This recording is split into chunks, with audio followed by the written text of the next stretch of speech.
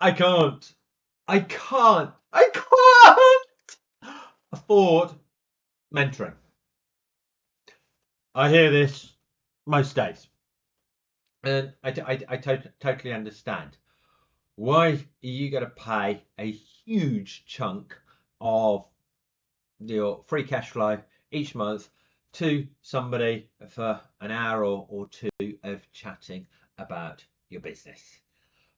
Isn't it better to be spending that 200, 300 quid a week or a month on to more Facebook ads, getting more customers in?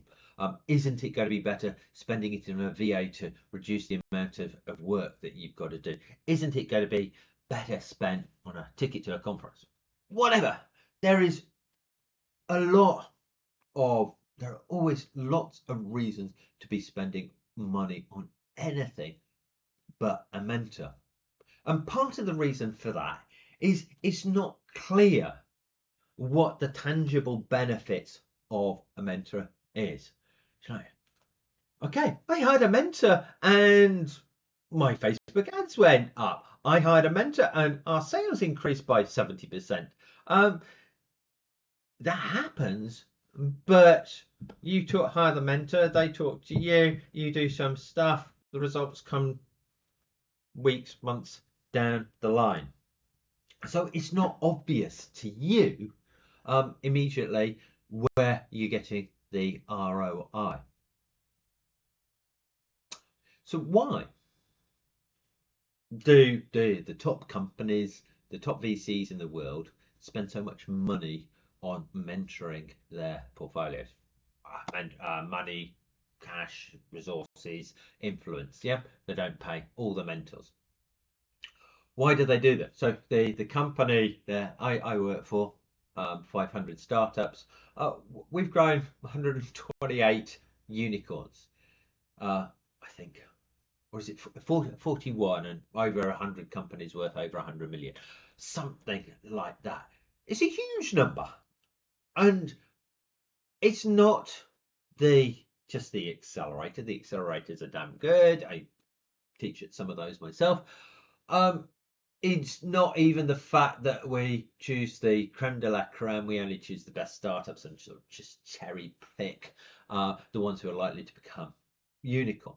Now, an awful lot of it is the mentors sitting down with the startup and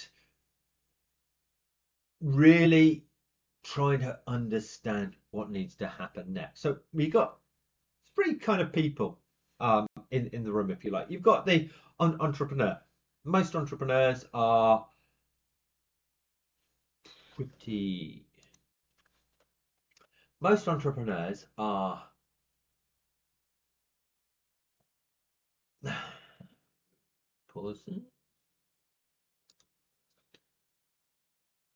Most entrepreneurs are pretty awesome, but they suffer lots of cognitive biases, failures, like the rest of us.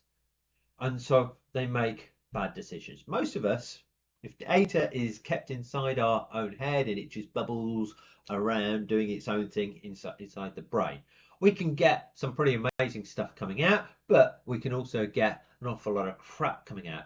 And when stuff stays in our heads and doesn't go down onto paper, isn't spoken to somebody who is analysing, who is challenging, who is pushing back at what we're saying, it's often a bit uncoated, it's a bit flabby, it's like,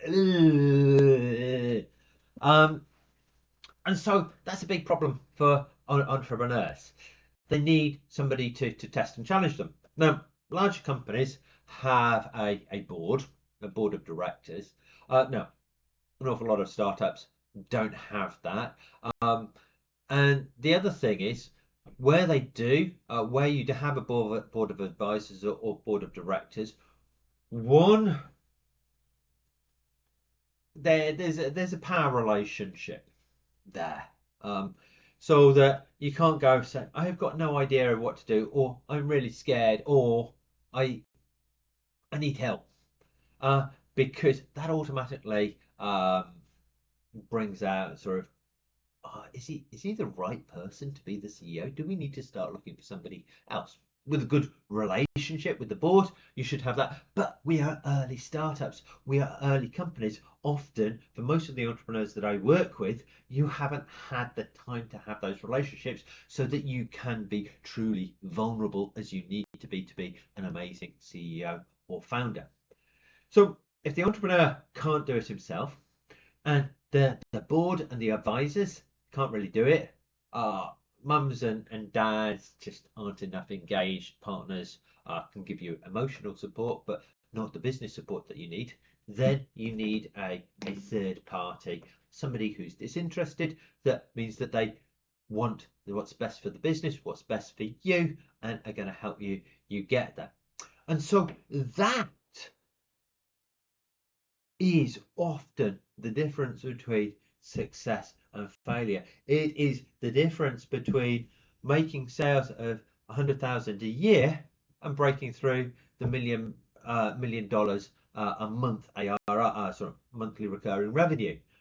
This is the difference, because the mentors hold you to account and enable you to coalesce, crystallize your thoughts, your execution plan, and give you the confidence to go out and do it, because two of you working really, really hard have looked at the best way to solve problems, and then you go out with the confidence that most of the obvious failure paths have been identified, have been mitigated, and you can go out and bang, make it absolutely happen. So this is the value of a mentor. And so set against that a high hourly rate, a high monthly rate, which might be eye-watering, especially at the early days. You may have to pay it in equity rather than cash. Is absolutely critical for your success, because every time you don't pay, you choose to try and do it yourself, then you are extending the time that it's going to take you to take off, to get traction, by more and more time. And with an exponential curve, year down the line, a delay of a month is worth hundreds of thousands of pounds, if not far, far more. And so this is what you really need to think of. Can I afford not to hire a startup mentor? Not whether can I afford to do it now. And honestly,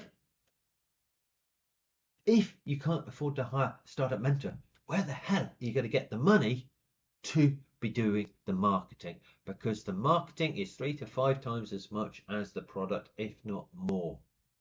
And to sit down and think, okay, I have to build, I have to market. How do I do that as cheaply as possible?